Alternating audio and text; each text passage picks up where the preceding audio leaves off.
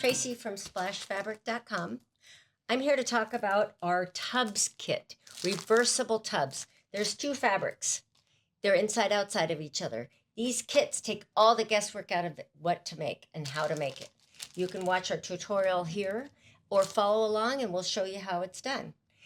This makes two different tubs. There's this one. I have a bunch of thread in here. It's very practical. I can also put plants in here.